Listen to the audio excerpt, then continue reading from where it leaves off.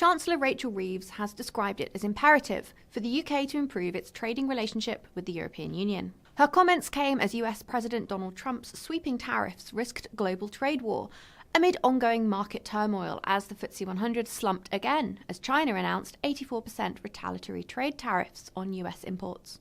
It also came ahead of a crucial summit with EU leaders in London next month as part of the UK government's planned EU reset.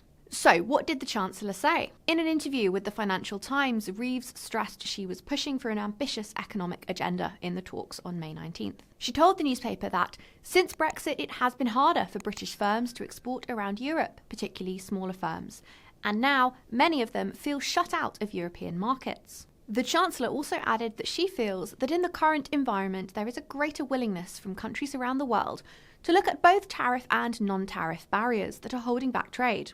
And she added that many of the developments, whether it is Russia's invasion of Ukraine or the challenges in global trade at the moment, mean that there's an even greater imperative to improve the UK's trading relationships with Europe. Reeves also argued the UK-EU summit would be an opportunity to refresh our relationship and make it easier for businesses to trade with partners in Europe. According to the FT, the Chancellor is pushing for the UK to explore alignment with the EU on regulations for industries such as chemicals in a bid to improve access to markets. So why is this important? Well, despite leaving the EU after Brexit, the UK still does a huge amount of trade in goods and services with the EU.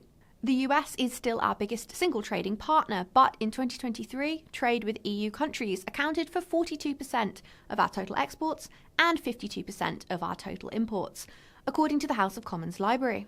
And among UK voters, Trump's popularity has sharply declined since March, with the US president scoring a -44 net negative rating in Freshwater Strategy's latest poll for City AM. The Liberal Democrats are also urging the government to launch a Buy British campaign, which Reeves and Number 10 have so far brushed aside.